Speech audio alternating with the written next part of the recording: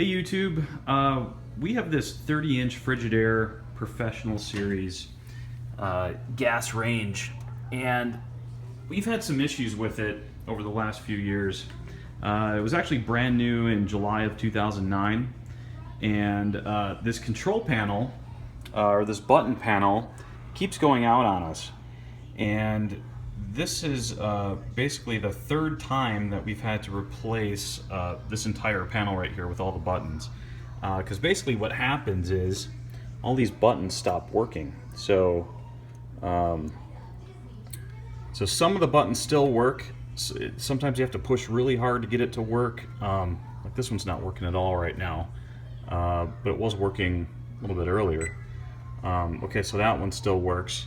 So if you notice, if I try to, so the 1 works, 2 doesn't work, 3 works. It's like the 4 works. Normally the 4 doesn't work, 5 doesn't work. It's like the 6 works.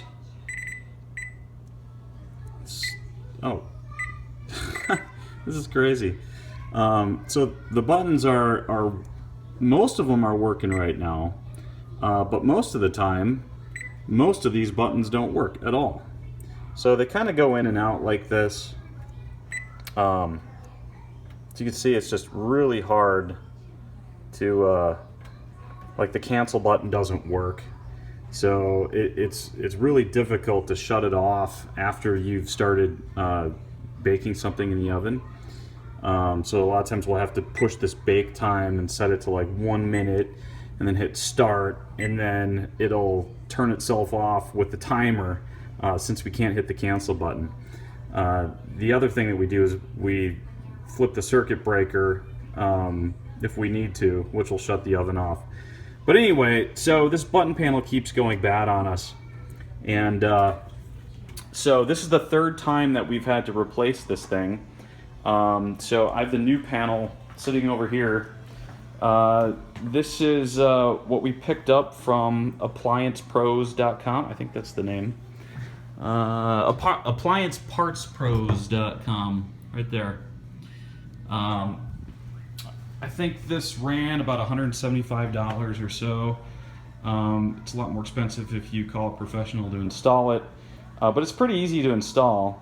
But my theory is that that button panel is getting too hot, and so the whatever sits behind this membrane here, I think something might be melting, and so the buttons just keep failing. But if you look down here, you can see where the exhaust comes out of the oven right there, and it gets really hot there near the port. And this stainless steel bezel, that tends to get really hot too. The buttons themselves, I have a thermocouple here, and so I was going to hook that up so I can show you just how hot those get. But right now it's just a theory that they're kind of melting away over time. And like I said, this is the 3rd time we've had to replace this since 2009. It's just turned over 2016 just now.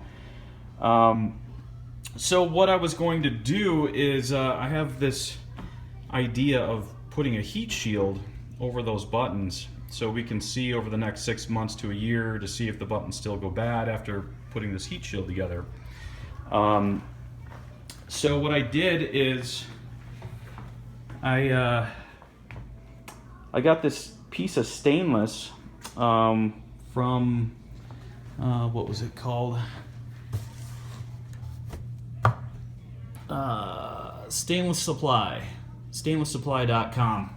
So they sell a bunch of different stainless and different patterns and things that you can get.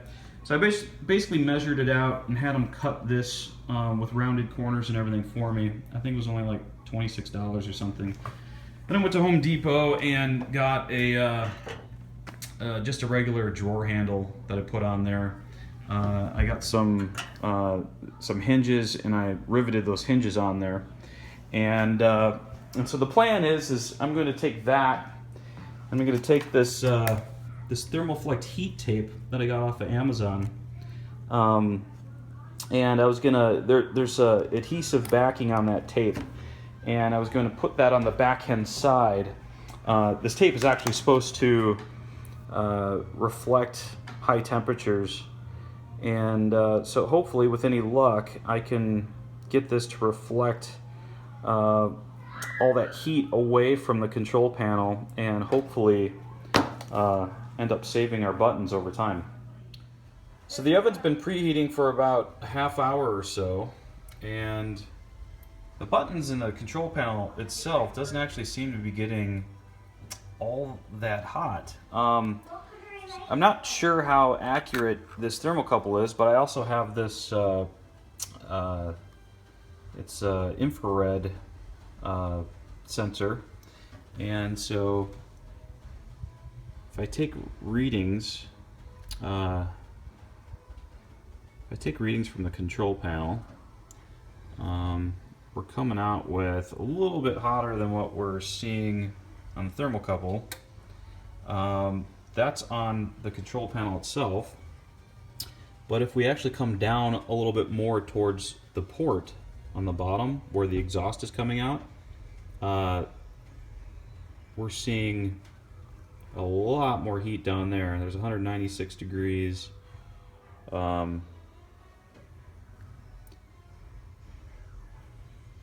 219. Keep in mind this is an infrared sensor, so it takes its readings a little bit different than thermocouple.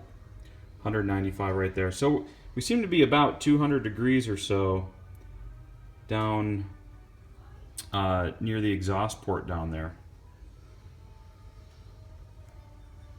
And we're staying in the 80s on the panel itself, it looks like. Try this again. Well, yep, low 90s on this. Low 90s again.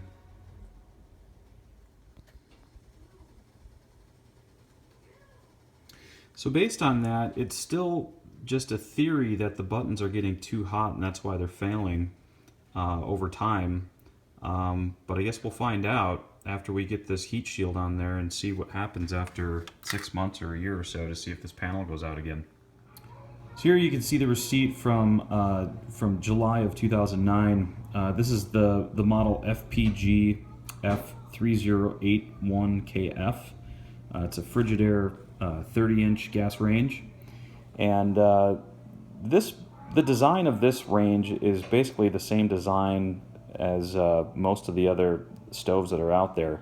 And if you search the internet, you'll find that a lot of these other stoves have the exact same issue that this one has. So I'm not really sure if it's the heat issue yet, or if there's actually something that just goes bad inside that control panel just from pushing the buttons too many times. If that's the case, we'll probably be buying a completely new stove with a completely different design later in the future. Well, I got the heat shield on, and you'll notice how there's a little bit of a crease right there. And the reason why is because I built a little sheet metal brake in the garage and angled the top there just because the backside of those rivets it comes in contact with the board a little bit, and so without bending the metal right there, the bottom part right here was kind of sticking out like this when it was flat. So, and we don't want that because then all the heat would just bellow up underneath and get behind there and then probably make the problem even worse. So I put that little crease in there, which I think looks halfway decent. So now we can just access the panel like that, punch your buttons, and it's got kind of a nice look to it, I think. Well, guys, after putting all this work into this project, it turns out that I didn't even need to use this new panel. After I went ahead and installed everything and I started to take the old board out, I had a little idea about this ribbon cable right here. I thought that maybe there could be some residue or something on the contacts. So what I did is I took just a regular pencil eraser, and I just went through each of these contacts and erased on both sides.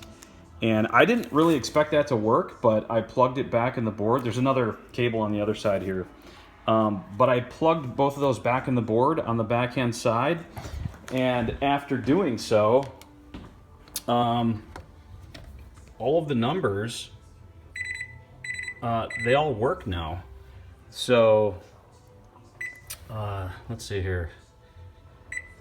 So it looks like the cancel works now, and everything else works. So I kind of hate to say it, but it looks like I went ahead and did all this work for nothing. So I guess there's a big lesson to be learned here. If anybody else is having this issue, I would certainly check that first and try that before going through all the work that I went through. Even though I'm actually really happy with the results and I like how it functions and how it looks, I don't know. It's kind of disappointing because we've spent many phone calls with Frigidaire and asking their customer service how we can fix this issue, and it doesn't appear that they're aware of the simple fix. But I know that a lot of other people out there are having the same issue because a lot of other people are replacing these boards. It's actually called the membrane. It's not the control panel. Technically, it's the membrane.